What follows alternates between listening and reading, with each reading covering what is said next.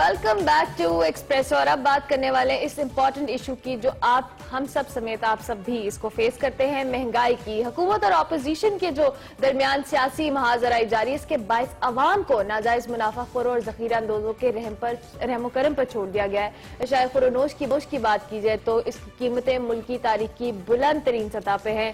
अच्छा, रोजमर्रा की जो आपकी जरूरत की शायद उसकी कीमतें अवाम की जो कुव्वत खरीद है बेसिकली उसको काफी हद तक कम कर दिया, बल्कि कहा जाए खत्म कर दिया है। अवामी मुश्किलात पर वजीर आजम ने महंगाई से मुतल्लिक कई नोटिस लिए हैं। मुनाफाखोरों के खिलाफ कार्रवाई का भी ऐलान किया है, सख्त हिदायत जारी करती है, लेकिन इकदाम अभी तक सिर्फ बयानात की हद तक ही महदूद है और कोई खातिर खा हमें महंगाई कंट्रोल होती नजर नहीं आ रही। दूसरी जानिब हम अगर बात करें फेडरल बोर्ड ऑफ रेवेन्यू तो उसके आदाद शुमार भी कुछ खास अच्छी रिपोर्ट नहीं दे रहे। पहले ये लगा कि 8 दिसंबर के बाद जो टैक्स गोशवारे हैं उनको जमा कराने के ऊपर जुर्माना आयद किया जाएगा और दोबारा आप शायद जमा ना करा पाएं बगैर जुर्माने के, लेकिन अब ऐसा नहीं है। सूरत हाल उस पर भी तब्दील हुई है। लेकिन टैक्स कलेक्शंस को लेकर एफपीआर तो दावा कर रहा है कि हमने बेहतर परफॉर्मेंस दिखाई है, लेकिन दूसरी जानिब चैलेंजेस अपनी जगह पे बिलाशुबा मौजूद हैं।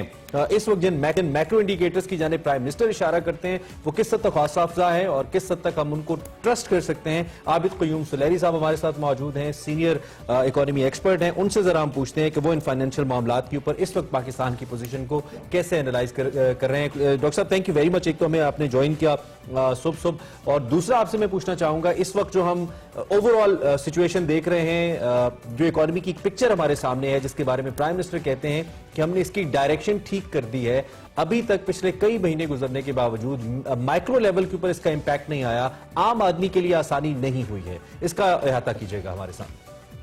देखिए, माइक्रो लेवल पे जब इम्पैक्ट की हम बात करेंगे तो उसको कोविड के कॉन्टेक्स्ट में देखना होगा, और कोविड के कॉन्टेक्स्ट में ये देखना होगा कि खुदा न खास्ता अगर जैसे एक्सपेक्ट किया जा रहा है कि दिसंबर के तीसरे वीक में पीक आएगी तो उस वक्त स्मॉल बिजनेसेस को किस तरीके से प्रोटेक्ट किया जा रहा होगा, या जैसे कोविड की पहली वेव में 12,000 रुपए 15 मिलियन फैमिलीज को पर फैमिली दिए गए थे, क्या उस तरह की कुछ चीज आती है कि नहीं आती। तो इस सारे साल को हमें कोविड के कॉन्टेक्स्ट में इकोनॉमी की परफॉर्मेंस को देखना पड़ेगा। अगर हम मैक्रो इंडिकेटर्स की बात करते हैं या डेफिसिट्स की या जीडीपी ग्रोथ वगैरह की तो थोड़ा सा मिसलीडिंग होगा। मैं सिर्फ आपको आज की खबर दे दूं कि इस वक्त इंडिया की अगर आप स्टैटिस्टिक्स को देखें तो इंडिया में फूड इन्फ्लेशन जो है वो 77 मंथ्स हाइट पे पहुंची है। पिछले महीने की 11.1 वहां पे है। इसी तरीके से अगर कोई इकोनॉमी इस वक्त कर्जा लेके अपने शहरियों पे लगा रही है उसके जीडीपी डेफिसिट लाजमी आएगा, लेकिन वो अगले 2-3 साल के लिए इन्वेस्ट कर रही होगी। तो हमें थोड़ा सा जो अपना एंगल है इस वक्त उसको कम से कम साल 2020-2021 के लिए ये देखना होगा कि हुकूमत पाकिस्तान जो है वो अपनी मुश्किलात के बावजूद या अपने वो थोड़े से रिसोर्सेज में कोविड से किस तरीके से निपट रही है। डॉक्टर साहब, इन्वेस्टमेंट कैसे कहेंगे जो आप कह रहे हैं कि वो फ्यूचर टाइम के लिए अपने लोगों के ऊपर, क्योंकि अल्टीमेटली जो इस वक्त अफराते ज़र के डिजिट्स हैं वो तो हमें मुसलसल ये बता रहे हैं कि लोगों की परचेजिंग पार नहीं बढ़नी, क्योंकि हमने ऑलरेडी इतनी डोमेस्टिक और इंटरनेशनल बोरोइंग कर ली हुई है, अफराते ज़र इतना ज्यादा हो गया और प्रोडक्शन आपको पता है हमारी है नहीं, बढ़ने में टाइम लग जाना है। तो हम ये कैसे कह सकते हैं कि government is investing on the people जिसका 3 साल में रिजल्ट आएगा? नहीं, इस वक्त जो मैंने कहा ना, इस वक्त आपको इन्वेस्टमेंट 3 सतहों पे देखनी है। एक तो पब्लिक जो हेल्थ सेक्टर है, पब्लिक हेल्थ इंफ्रास्ट्रक्चर, उस पर इन्वेस्टमेंट गवर्नमेंट की कितनी है, जो वेंटिलेटर्स, जो कोविड की हेल्थ फैसिलिटीज, सोशल प्रोटेक्शन पे जो है एहसास और कफालत प्रोग्राम वगैरह उन पे इन्वेस्टमेंट कितनी है, जो इंडस्ट्रीज को रिलीफ दिए जा रहे हैं वो किस तरह से आ रहे होंगे, और सबसे बढ़ के ये कि अभी कोविड वैक्सीन जो हुकूमत को इम्पोर्ट करना होगी उसके लिए फंड्स कहाँ से जनरेट करना होंगे। तो ये 2-3 इंडिकेटर है, और गोइंग फॉरवर्ड यही आपकी इकोनॉमी को आगे दिखा सकेंगे कि इकोनॉमी कैसे परफॉर्म करेगी। अगर पाकिस्तान जो है उन ममालिक में शामिल हो जाता है जो कि पहले 6-7 महीने में जिनको एटलीस्ट अपने जो एल्डरली पॉपुलेशन और अपने फ्रंट लाइन वर्कर्स के लिए वैक्सीन मिल जाती है, तो आप कंपैरेटिवली बेहतर इकोनॉमीज में आपका शुमार हो रहा होगा कि वहां पे रिस्क फैक्टर जो है वो कम हो जाएगा। सिमिलरली अगर वैक्सीन के बाद IMF के साथ जो नेगोशिएशन इस वक्त चल रहे हैं वो दोबारा बहाल होते हैं, तो इसका मतलब है कि बाकी बायलैटरल डोनर्स की फंडिंग जो है जो कि अभी तक कोविड की वजह से मिल रही है वो भी आपको मिलना शुरू हो रही होगी। और तीसरी चीज जो है वो है कि पाकिस्तान की जो इस वक्त पॉलिटिशियंस हैं, हुकूमत और अपोजिशन, वो किस हद तक एक दूसरे से बैठ के बात कर सकते हैं ताकि जो पोलिटिकल है पॉलिटिकल इंस्टेबिलिटी का खात्मा हो सके, क्योंकि इस वक्त बाकी दुनिया को जहाँ पे कोविड की इंस्टेबिलिटी। इसराइल साहब, चूंकि आपने बात की महंगाई के हवाले से, कोविड की सिचुएशन के हवाले से, अगर हम वैसे भी देखें, जब से पीटीआई की गवर्नमेंट आई है, अब बार बार यही कहा जा रहा है कि हमारी जो इकोनॉमी है वो बेहतरी की जानिब जा रही है, डिजिट्स बेहतर हो रहे हैं, इकोनॉमी की रेशो, लेकिन ये जो इसका इम्पैक्ट है आम पब्लिक, अब जब हम बात करते हैं शाय खुरोनोश की, बेसिक नेसेसिटीज की, तो वो आवाम तक अभी तक उस तरह से नहीं पहुंचे हैं। अब गवर्नमेंट कहती है जी हमने माशी तौर पर इस्तेकाम जो कह लें उसका दावा बार बार किया जाता है कि हम मुस्तहकम हो चुके हैं माशी तौर पे, लेकिन स्टिल अभी भी इतनी ज्यादा चीजें हैं कि आवाम की कुव्वत खरीद भी, जिस तरह इमरान भी मेंशन कर रहे थे, वो भी खत्म हुई है। ओवरऑल सिचुएशन महंगाई की हमें कम होती नियर फ्यूचर में नजर नहीं आ रही है। इस पर थोड़ा सा फर्क पड़ा है। अगर आप पिछले 2 महीनों के रेट्स को देखें, गंदम का एकदम से क्राइसिस आया था या आटे का क्राइसिस आया था जब से गंदम इंपोर्ट होना शुरू हुई, जो कि अगेन एक पॉलिसी फ्लॉ था, वो जो उसकी पहले कीमतें बढ़ी। लेकिन आपने देखा कि इस वक्त बाजार में आटे की कीमत में थोड़ी सा फर्क आया। इसी तरीके से चीनी की कीमतें एकदम से बढ़ी थी, लेकिन जब से चीनी का क्रशिंग सीजन स्टार्ट हुआ, चीनी की कीमतों में भी आपको फर्क जो है वो नजर आया।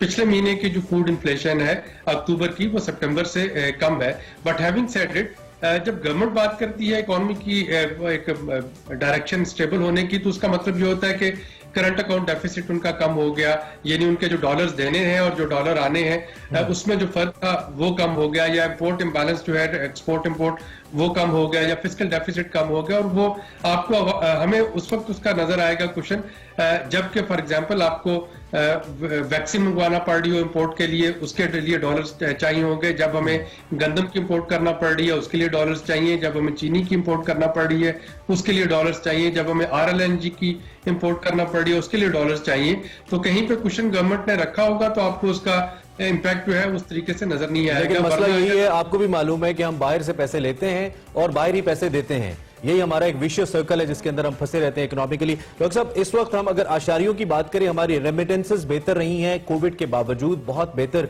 ओवरसीज पाकिस्तानी ने सपोर्ट किया पाकिस्तान को, जो एक अच्छा अमल है। लेकिन दूसरी जानिब हम अपनी टैक्स रेवेन्यूज को नहीं बढ़ा पा रहे हैं। आपसे जब भी बात हुई अपने प्रोग्राम्स के अंदर, आपका भी यही कहना है और हर माहिर मईशत जो कि समझता है मईशत को, कि जी टैक्स रेवेन्यूज बढ़ाने होंगे, अपनी प्रोडक्शन बेहतर करनी होंगी, एक्सपोर्ट्स बेहतर करनी होंगी, एंड देन एग्रीकल्चर से ट्रिगर करना होगा, because we are an agro based economy. इन तीनों शोबों के ऊपर और बिलखुसूस जो हम अपनी प्रोडक्शन की बात कर रहे हैं, प्राइम मिनिस्टर फैसलाबाद भी गए, सियालकोट भी गए, आपको लगता है कोई सिग्निफिकेंट चेंज आने वाला है? आने वाले वक्त के अंदर हम बेहतरी देखेंगे? ये मेरा ख्याल है वन ऑफ तो आपको एक्सपोर्ट में बेहतरी नजर आएगी, और उसके बाद डिपेंड करेगा कि हमारे एक्सपोर्टर्स कितने कंपैरेटिव हैं। जो बांग्लादेश और इंडिया के ऑर्डर्स थे कोविड के वजह से, वो डाइवर्ट होकर पाकिस्तान में आए, और इस वक्त फैसलाबाद की जो एक्सपोर्ट इंडस्ट्री है वो थ्राइव कर रही है। अब चूंकि इस दफा हमारी कॉटन की प्रोडक्शन जो है वो भी कम हुई है, कॉटन आपको इंपोर्ट करना होगी, और ये देखना होगा कि अगर एनर्जी का कोई क्राइसिस जो है वो एज सच मैं नहीं देख रहा, स्पेशली बिजली की कीमतों में भी कमी की गई है, तो हमारे एक्सपोर्टर्स के लिए एक सुनहरी मौका है कि वो मार्केट्स को कैप्चर करें। लेकिन अगर वो कंपेटिटिव मार्केट्स को कैप्चर ना कर पाए तो फिर आपको देखने में लगेगा कि शायद वहां पे एक अपॉर्चुनिटी जो है वो लूज हो रही होगी। जब हम टैक्सेस की बात करते हैं तो टैक्सेस पे जब तक हम इस वक्त बिग डाटा और डिजिटल टेक्नोलॉजी पे नहीं जाएंगे, हम बिग फिश को नहीं कैच कर सकते। वो लोग जो कि अभी यहाँ बैठे हैं 2 घंटे बाद इस्लामाबाद से वो कराची पहुंच जाते हैं, उनका सारा डाटा आपके पास मौजूद है। वो लोग जो कि जिनके जो ट्रांजैक्शंस हैं ऑनलाइन ट्रांजैक्शन, मतलब अल्टीमेटली हमने एक बेहतर सिस्टम लाना होगा, there is no doubt. Prime minister हमेशा कहते हैं कि सिस्टम ला रहे हैं लेकिन लाते नहीं है। FPR का चेयरमैन चेंज हो जाता है, सिस्टम चेंज नहीं होता। आबादी का बढ़ना सबसे बड़ा मसला है, जो इस वक्त एक रैपिड पॉपुलेशन ग्रोथ है। हम जितनी डेवलपमेंट कर लें, हम जितने मंसूबे लेकर आ जाएं, वो कहते हैं कि इसको खसो खाशाक की तरह बहा के लेके जा रही है ये सारी हमारी डेवलपमेंट, हमारी सारी पॉलिसीज को। और अफसोस की बात ये कि इस वक्त कोई हमारी पॉलिसी इस पे नहीं है, ना ही हुकूमत बात करती नजर आती है इस पे। डॉक्टर साहब, इस पे क्या कहेंगे आप? देखिए, डेमोग्राफिक फीचर जो है ये, अगर तो आप अपनी इस बढ़ती हुई आबादी को, उसके पोटेंशियल को, यूथ को हार्नेस कर सकें तो ये एक यूथ डिविडेंड होगा, वरना ये खुदा न खास्ता यही डिविडेंड जो है ये डिस्ट्रक्शन में बदल सकता है।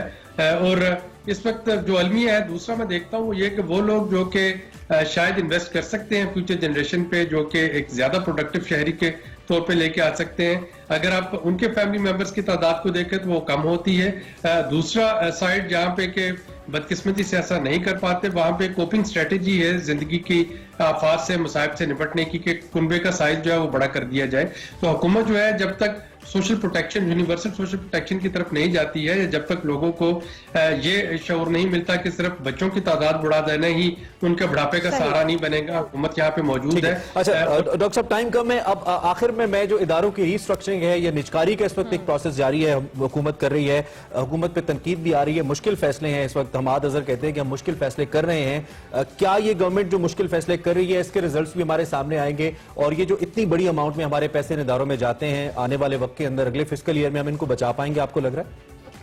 ये जरूर होना चाहिए। बदकिस्मती से ये सियासत के तनाजे का शिकार होता रहा, का वो पाकिस्तान स्टील मिल हो या PIA हो या इस तरह के और लॉस मेकिंग अदारे हो। अभी तक अगर हम स्टील मिल का खसारा देखें तो 230 अरब रुपए की स्टील मिल मकरूज है, और ये 230 अरब रुपए ही इस दफा एलोकेट किए गए थे सास प्रोग्राम के लिए, टोटल पाकिस्तान का जो प्रोटेक्शन निजाम है सोशल सेफ्टी नेट्स का। इसी तरह से अगर आप PIA के कर्जों को देखें तो 450 अरब रुपए के कर्जे हैं उसके ऊपर।